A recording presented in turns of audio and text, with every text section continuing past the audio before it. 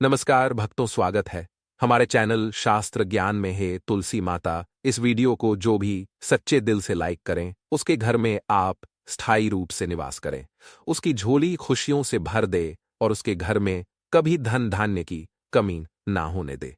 तुलसी माता को जल देते समय बोलने चाहिए ये 3 शब्द जिनसे सभी मनोकामनाएं पूरी होती है। आज हम इस वीडियो में जाएंगे कि तुलसी माता को जल देते वक्त कौन से शब्द बोलने चाहिए। किसी समय की बात है, भगवान विष्णु विश्राम कर रहे थे, तभी देवी लक्ष्मी वहां आई और भगवान विष्णु से तुलसी माता को जल देने के महत्व के बारे में पूछा।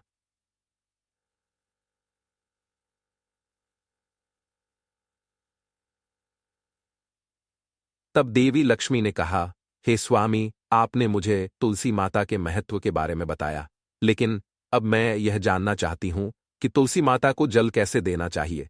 उनकी सेवा की सबसे श्रेष्ठ विधि क्या है और जल देते समय कौन सा मंत्र बोलना चाहिए। भगवान विष्णु ने उत्तर दिया, प्रिय देवी, जैसा कि मैंने तुम्हें तुलसी माता के महत्व के बारे में बताया, उसी प्रकार तुलसी माता को जल देते समय बोला जाने वाला मंत्र भी बहुत महत्वपूर्ण है। यह मंत्र 3 शब्दों का है, लेकिन इसका प्रभाव अत्यंत शुभ और कल्याणकारी है। जो भी रोज तुलसी माता को जल देते समय इन 3 शब्दों का उच्चारण करेगा, उसके घर में मां लक्ष्मी का वास होगा, उसकी दरिद्रता समाप्त हो जाएगी और उसे अपार धन धान्य की प्राप्ति होगी। मंत्र के महत्व को बताते हुए भगवान विष्णु ने कहा, इस मंत्र का महत्व सुनने से ही मनुष्य के सभी पाप नष्ट हो जाते हैं। उसे हजारों वर्षों तक तुलसी माता को जल देने के पुण्य का फल मिलता है। फिर भगवान विष्णु ने देवी लक्ष्मी को एक कथा सुनाई। उन्होंने कहा, दक्षिण दिशा में यमनगरी नामक एक नगर था, जहां रमेश नाम एक ब्राह्मण रहता था। वह अत्यंत पापी और गलत कामों में लिप्त व्यक्ति था। जन्म से ब्राह्मण होते हुए भी वह धार्मिक कार्यों से दूर रहता था। ना वह पूजा करता, न ध्यान, न जप और ना ही किसी का सत्कार करता। वह मदिरा, पान और मांसाहारी भी करता था और हमेशा अनैतिक कार्यों में व्यस्त रहता था। और वह ब्राह्मण दिन में खेत में काम करके पत्ते बेचकर अपनी जीविका चलाता था और रात में वेश्याओं के पास जाता था। इस प्रकार उसने अनेक वर्षों तक अपना जीवन इसी पापपूर्ण तरीके से बिताया। फिर एक दिन वह दुर्बुद्धि ब्राह्मण पत्ते इकट्ठा करने के लिए एक आरशी की वाटिका में पहुंचा और पत्ते तोड़ने लगा। तभी एक काले सर्प ने, जो काल के रूप में वहां उपस्थित था, उसे काट लिया। उसी समय उसकी मृत्यु हो गई। उसकी मृत्यु के तुरंत बाद यमराज के दूत वहां प्रकट हुए और उसकी आत्मा को लेने के लिए आए। वे उसे यह लोक ले जाने लगे।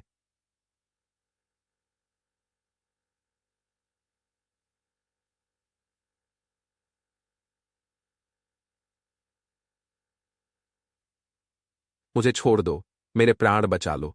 लेकिन यमदूत बोले, अरे पापी ब्राह्मण, तेरे दुष्कर्म के कारण तुझे यह दंड मिला है। अब यमराज तुझे घोर नरक में डालेंगे।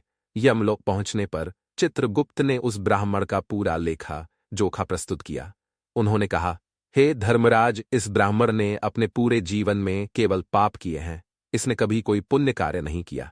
धर्मराज ने दूतों से कहा, हे दूतों, इस घोर पापी ब्राह्मण को नरक में डाल दो, इसे अपने कर्मों का फल भोगना होगा। यमदूत उस ब्राह्मण को नरक में ले गए और उसे भयंकर अग्नि में धकेल दिया। वह कई वर्षों तक नरक की यातनाएं सहता रहा। इसके बाद उसे अगले जन्म में बैल के रूप में जन्म मिला। बा का शरीर पाकर उसने भारी बोझ उठाने का कार्य किया। उसका मालिक उससे दिन रात काम करवाता था। जब उसकी शक्ति समाप्त होने लगी तो मालिक ने उसे एक लंगड़े आदमी को बेच दिया। वह लंगड़ा आदमी उस बैल का उपयोग अपने बोझ उठाने के लिए करता था। बैल ने 8 वर्षों तक उसकी सेवा की।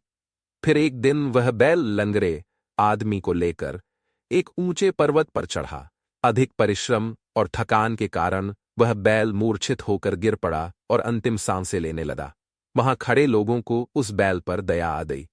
उन्होंने उसके मुख में पानी डालने का प्रयास किया। उसी भीड़ में एक पुण्यात्मा व्यक्ति भी था। उसने अपने पुण्य का थोड़ा भाग उस बैल को दे दिया। इसे देखकर अन्य लोगों ने भी अपने अपने पुण्य उसे देना शुरू कर दिया। उसी भीड़ में एक वेश्या भी खड़ी थी। सभी अपना पुण्य उस बैल को देकर उसका उद्धार करने का प्रयास कर रहे थे। ये देखकर उसने भी अपना पुण्य उस बैल को दे दिया। कुछ देर बाद उस बैल की मृत्यु हो गई। फिर उस स्थान पर यमदूत आए और उस बैल के शरीर से उस ब्राह्मण की आत्मा को निकालकर यमलोक ले गए। यमलोक पहुंचने पर उसे यमदेव के सामने प्रस्तुत किया गया। चित्रगुप्त ने जब उसका लेखा जोखा देखा तो वे चकित रह गए। वैश्य के द्वारा दिए गए पुण्य के कारण उसके सभी जन्मों के पाप नष्ट हो चुके थे। यमदेव ने कहा, हे ब्राह्मण, उस वेश्या ने तुझे अपना पुण्य देकर तुझ पर बड़ा उपकार किया है। उसी के पुण्य के प्रभाव से तुम्हारे सभी पाप नष्ट हो गए हैं। इसलिए अब तुम्हें फिर से मनुष्य जन्म प्राप्त होगा। इस प्रकार वह ब्राह्मण पृथ्वी पर एक उत्तम ब्राह्मण कुल में जन्म लेता है। उस महापुण्य के प्रभाव से उसे अपने पूर्व जन्म की सारी बातें याद आने लगती है। जब वह बड़ा होता है तो उसे यह ध्यान आता है कि पिछले जन्म में जब वह था तब एक वेश्या ने उसे अपना पुण्य दिया था। उसके मन में उस वेश्या के बारे में जानने की उत्सुकता जागती है। वह वेश्या का पता लगाकर उसके नगर में पहुंचता है। वहां वह वेश्या, जो अब बूढ़ी हो चुकी थी, उसे मिल जाती है। वह ब्राह्मण उसके सामने जाकर बार बार प्रणाम करता है और धन्यवाद देने लगता है। वेश्या उससे पूछती है, हे ब्राह्मण श्रेष्ठ, आप कौन है और किस कारण मुझे धन्यवाद दे रहे हैं? मैंने आपका कौन सा कार्य किया है जिसके लिए आप मुझे नमस्कार कर रहे हैं? तब ब्राह्मण कहता है, हे मां, मैं वही बैल हूं जिसे तुमने अपना पुण्य देकर जीवन दान दिया था। अपने पाप कर्मों के कारण मुझे पिछले जन्म में बैल बनना पड़ा। उस पर्वत पर जब मैं अंतिम सांसें ले रहा था तब तुमने अपना पुण्य मुझे दे दिया था। उसी पुण्य के प्रभाव से ही आज मुझे फिर से मनुष्य जन्म मिला है और अपने पूर्व जन्म की सारी बातें याद है। किंतु हे मां, मैं यहां यह जानने आया हूं कि तुमने मुझे कौन सा पुण्य दिया था जिससे मेरे सभी पाप नष्ट हो गए। मैं उस पुण्य के बारे में जानना चाहता हूं। तब वैश्य ने कहा, हे ब्राह्मण श्रेष्ठ, मैंने तो अपने जीवन में कोई पुण्य का कार्य नहीं किया है, पर मेरे घर में एक तोता है जो पिंजरे में रहकर हमेशा कुछ बोलता रहता है, जिसे सुनकर मेरा अंतःकरण पवित्र हो गया। वही मंत्र मैंने आपको पुण्य स्वरूप दान किया। फिर वह वेश्या और ब्राह्मण उस तोते के पास गए और उससे पूछने लगे, हे सुख, तुम कौन सा मंत्र बोलते हो जिससे हमारे जीवन का उद्धार हुआ? यह मंत्र तुम्हें किसने सिखाया और इसका क्या अर्थ है? तब उस तोते ने अपने पूर्व जन्म का वृतांत सुनाना शुरू किया। वह बोला, हे ब्राह्मण श्रेष्ठ, पिछले जन्म में मैं एक ब्राह्मण था। मुझे अपने ज्ञान का बहुत घमंड था। मैंने कभी गुरुजनों का सम्मान नहीं किया, बल्कि उनका बार बार अपमान किया। अपने अहंकार के कारण मेरा स्वभाव क्रोधी और द्वेषपूर्ण हो गया। मैं सभी को तुच्छ समझने लगा और विद्वानों का भी अपमान करता था। कालांतर में मेरी मृत्यु हो गई और मुझे यमलोक ले जाया गया। पूज्य व्यक्तियों और गुरुजनों का अपमान करने के कारण मुझे तोते के कुल में जन्म लेना पड़ा।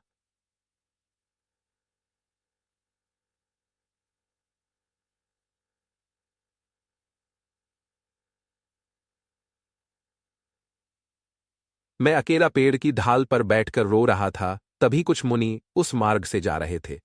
उन्होंने मेरी दयनीय स्थिति देखी और मुझे अपने आश्रम ले आए। आश्रम में उन मुनियों ने मुझे एक सुंदर पिंजरे में रखा और मेरी देखभाल की। वे मुझे प्रतिदिन भोजन कराते और मुझसे स्नेह करते थे। उस आश्रम में वे मुनि, उनकी पत्नियां और बच्चे प्रतिदिन तुलसी मां के पौधे को जल अर्पित करते और एक मंत्र का जाप करते थे। उनके मुख से बार बार वह मंत्र सुनकर मैंने उसे याद कर लिया। तब से मैं उसी मंत्र का जाप करता हूं। इस मंत्र के प्रभाव से मेरे जीवन में सकारात्मक बदलाव आने लगे। मुझे अपने कर्मों का पश्चाताप हुआ और मेरी मृत्यु भी टल गई। मेरी आयु 100 वर्ष हो गई और इतने वर्षों तक मैं जीवित रहा। एक दिन रात के समय एक चोर उस आश्रम में आया और मुझे वहां से चुरा लिया।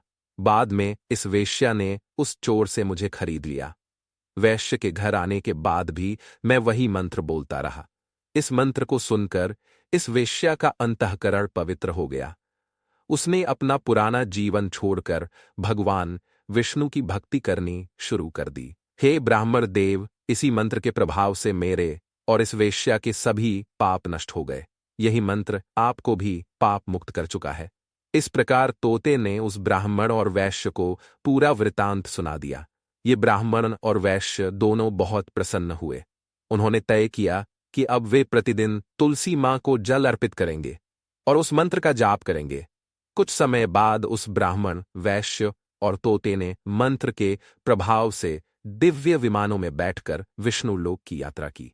भगवान विष्णु ने देवी लक्ष्मी से कहा, हे देवी, देखा आपने केवल तुलसी मां के मंत्र के प्रभाव से उस तोते, वेश्या और ब्राह्मण के सभी पाप न हो गए। इसीलिए हर व्यक्ति को प्रतिदिन तुलसी मां को जल अर्पित करते हुए इस मंत्र का जाप अवश्य करना चाहिए। वह मंत्र इस प्रकार है, ओम वृंदावन स्वाहा, ओम वृंदावन स्वाहा। जो स्त्री प्रतिदिन तुलसी मां के सामने इस मंत्र का उच्चारण करेगी वह सौभाग्यशाली बनेगी। जो पुरुष इसका जाप करेगा उसे अक्षय धन की प्राप्ति होगी। जिस घर में प्रतिदिन तुलसी मां की पूजा होगी वहां लक्ष्मी जी का सदा सा रहेगा।